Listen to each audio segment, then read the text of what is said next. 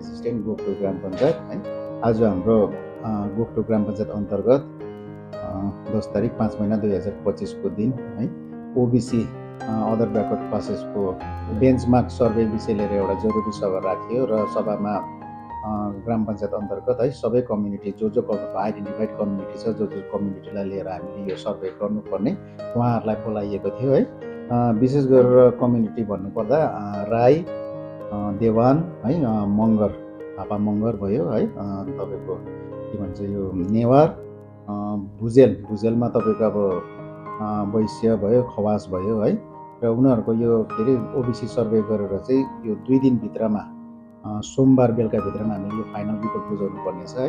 र यो कतिवटा अब तथ्यहरू अब यो फर्म्समा जुन चाहिँ हिसाबले तथ्य मागिएको छ र त्यसमा हुनु त हेड अफ द फ्यामिली घरको मुखियाको खालि यहाँनिर तपाईँको नाम लेखिने जग्गा छ, तर अब अन्य सदस्यहरूको पनि यहाँनिर हरेक सदस्य जो पनि घरमा छन् उहाँहरूको पनि तथ्य यहाँ हामीलाई उठाएर ल्याउनु भनेको छ है। हामीले यो आजको मिटिङमा यही भन्यौँ सबै कम्युनिटीहरूलाई कि उहाँहरूले प्रत्येकलाई, किनभने यो घर घर घुमेर यो तपाईँको घर घर के अरे हाउस सर्वे गरेर यो सम्भव छैन, यो सर्वे 2 दिनमा सकिनु।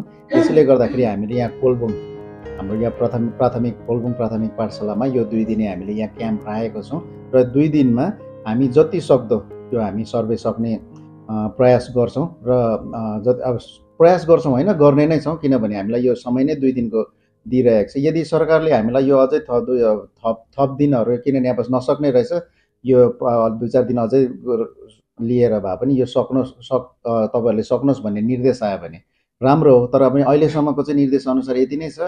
नभए हाम्रो यो तपाईँको यो शुक्रबारको दिन र सोमबारको दिन यहाँ बुद्ध पूर्णिमाको र रविन्द्रनाथ ट्यागोरको जयन्तीको हाम्रो सरकारी बिदा थियो, तर यो सरकारी बिदालाई पनि क्यान्सल गरेर पनि यो सर्वे हामीलाई गराइँदैछ भनेपछि यो एकदमै महत्त्वपूर्ण छ है। र म जतिवटा पनि मैले अघि कम्युनिटीको नाम लिएँ, म उहाँहरूलाई यही भन्न चाहन्छु, यो भोलि र पर्सि तपाईँको 11 तारिक अनि 12 तारिकको दिन तपाईँको सर्वे यहाँ के अरे भइरहेको छ कोलबुङ प्राथमिक पाठशालामा। र जतिजना पनि यस कम्युनिटीभित्र पर्ने व्यक्तिहरू हुनुहुन्छ उहाँहरू जतिवटा पनि परिवार छ उहाँहरूले आफ्नो तथ्य लिएर आएर यो सर्वेलाई सफल बनाइदिनु हुन म यहाँबाट निवेदन गर्दछु।